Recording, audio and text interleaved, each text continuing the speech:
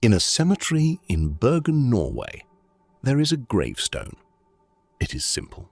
White marble gravestone and a cross. And underneath the cross, carved into the stone in neat letters, a date, November the 29th, 1970. And 2 words, ukjent kvinne, unknown woman.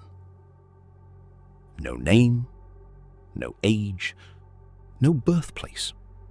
Just those 2 words.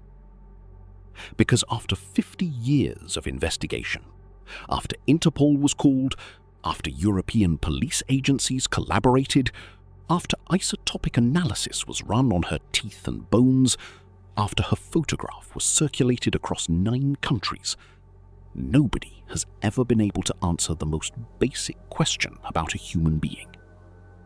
Who was she? Stay with me, because the deeper this goes, the less it looks like an ordinary mystery. On the morning of November 29th, 1970, a father and his 2 daughters were hiking through Isdalen, a remote valley in the mountains just outside Bergen, Norway. The name translates in Norwegian to Death Valley. It had earned that name before she got there. The valley is steep-walled, dark, heavily forested. Pine trees press close on both sides. The ground is uneven, rocky. In late November, the light barely reaches the valley floor. The daughters found her first. She was lying face up in the valley, arms extended. Her body had been burned, systematically and deliberately burned. The personal effects arranged around her had also been set on fire. Police arrived and documented the scene. What they found told them almost nothing about who she was, and almost everything about how carefully someone had made sure of that. The victim was a woman between 30 and 40 years old, slender build, dark hair. Her fingerprints were taken. Her dental records were photographed. Her photograph was processed and sent through Interpol channels. No match. Anywhere, in any country. But that's not the strangest part. 6 days earlier, on November the 23rd, 1970, 2 pieces of luggage had been left unclaimed at the railway station in Bergen. When station staff opened them, what they found was turned over to police. Someone had systematically removed every label from every piece of clothing inside. Every tag, every manufacturer's mark, every country of origin, cut out with precision. Removed so completely that investigators could not determine where a single garment had been made or purchased. Inside the suitcases, 500 Belgian francs in cash, a set of documents, multiple wigs, different colours, different styles, a small notebook. The documents were false, every single one. The wigs suggested she travelled as different people in different places. And the notebook, written in a personal cipher she had developed herself, had been partially deciphered by investigators.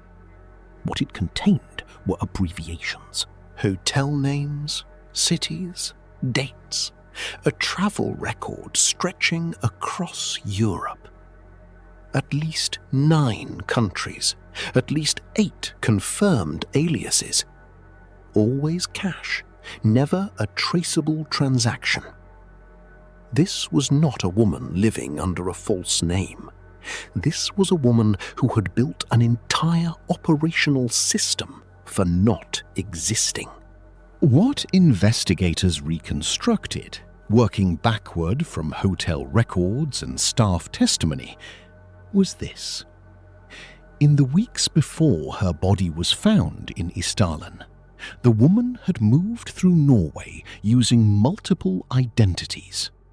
She had stayed in hotels in Oslo, Stavanger, Røros, Bergen, At each hotel, she registered under a different name. She paid cash every time. She was never in one place long enough to be remembered as anything other than a guest. But she was remembered. Hotel staff across Norway described her with striking consistency. A woman in her 30s, slender, dark hair, attractive, well-dressed. She spoke Norwegian. She spoke German. She spoke French. She spoke English. The accent changed between languages as if she had been trained to be something different in each. And she was nervous, noticeably, consistently, visibly nervous. Multiple witnesses used the same phrase. She kept looking over her shoulder. The nervous woman with 8 names had been moving through Scandinavia, watching for someone behind her. Whether she found what she was looking for, or whether what she was looking for found her, investigators could never determine. Here is where the investigation reached its first wall. The official cause of death was listed as acute poisoning combined with burns. The toxicology confirmed more than 50 sleeping pills in her system, phenobarbital, in a quantity that would have been lethal on its own. The burns were applied to her body after death, or so close to death that the distinction was academic. Norwegian investigators called this a suicide, and immediately other investigators disagreed. The phenobarbital was enough to kill her, but the burns, the deliberate, systematic burning of her body and her belongings, is not consistent with someone arranging their own death in private. It is consistent with someone trying to destroy evidence. The level of preparation surrounding her life, the cut labels, the coded notebook, the multiple wigs, the aliases, the cash, does not match the psychology of someone planning to disappear quietly. It matches the psychology of someone who had already built their life around not being found. The question investigators could not answer was, not found by whom? The isotopic analysis came in 2019. Hair and teeth samples analysed for strontium and oxygen ratios, the chemical signature of the water and food of a region absorbed into the body over years.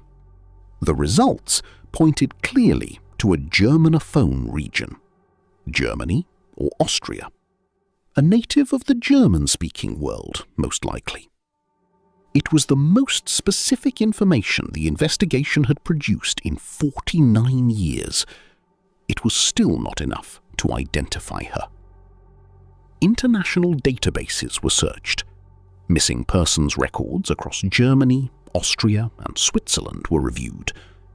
No match was found, which means either her disappearance was never reported, or she was not reported under a name that corresponded to any of the names in those records, or she was reported under a real name that no one living has ever connected to the woman who used 8 aliases across 9 countries.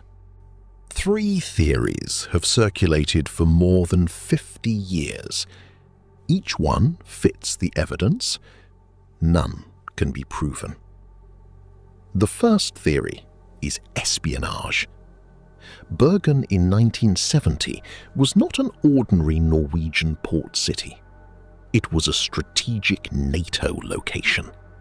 The fjords of western Norway were critical to Allied submarine operations during the Cold War. A woman who spoke 4 languages with different accents, operated under multiple identities, travelled constantly across Europe and kept a coded travel log. That description matches the profile of a trained intelligence asset. Against this, no intelligence agency has ever claimed her. No defector ever identified her, No document release across decades of Cold War archive openings has ever produced a name. Either the agencies have kept the secret with remarkable discipline, or she was not what this theory says she was. The second theory is organized crime, specifically the smuggling networks that operated across European borders in the 1960s and 1970s. The Belgian francs, the constant movement, the cash payments, the false identities, consistent with someone who moved contraband through national borders and needed to remain invisible to law enforcement in multiple countries simultaneously. Her nervousness on this reading was the nervousness of someone who had double-crossed the wrong people and knew it. Against this, the coded notebook, the precision of her operational security, the 4 languages, these suggest a level of training that goes beyond the profile of a courier or smuggler. Criminal networks do not generally invest in that kind of asset development. The third theory is the hardest to dismiss and the hardest to accept. She planned her own death.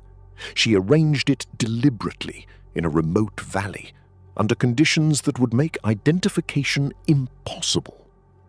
The burned clothing, the cut labels, the abandoned suitcases, left at the station 6 days before she died, as if she was already finished with them.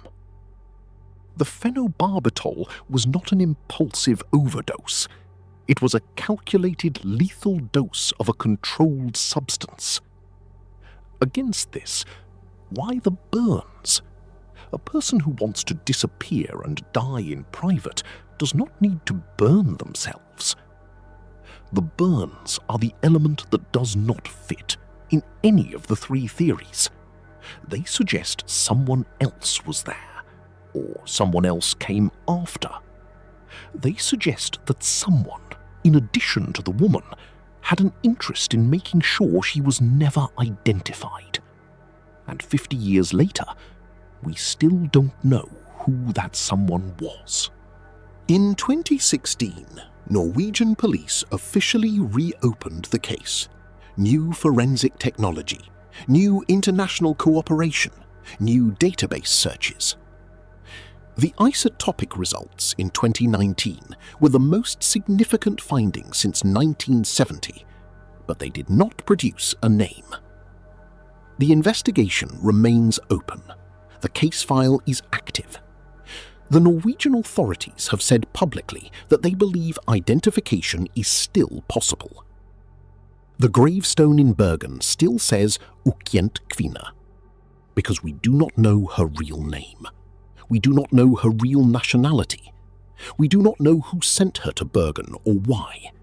We do not know if the person who burned her body is still alive. We do not know if the nervousness that witnesses described was fear of a specific person, a specific organization, or simply the accumulated weight of a life built entirely from lies. What we know is this: a woman existed. She was intelligent enough to operate across 9 countries without leaving a traceable identity. She was disciplined enough to maintain a coded record of her own movements. And she was afraid, visibly, consistently, watching over her shoulder, afraid. Whatever she was afraid of, she was right to be. The stone says she died on November 29th, 1970, in a valley called Death Valley, burned, with more than 50 sleeping pills in her system, surrounded by belongings that told investigators nothing, because she had spent years making sure they wouldn't. Unclaimed kvinne, unknown woman. The file is still open. Next case. In 1943, a woman's skeleton was found inside a hollow tree in a British forest. She had been dead for years, and for decades after, the same 4 words appeared painted on walls across the region. Who put Bella in the witch elm? no one has ever answered.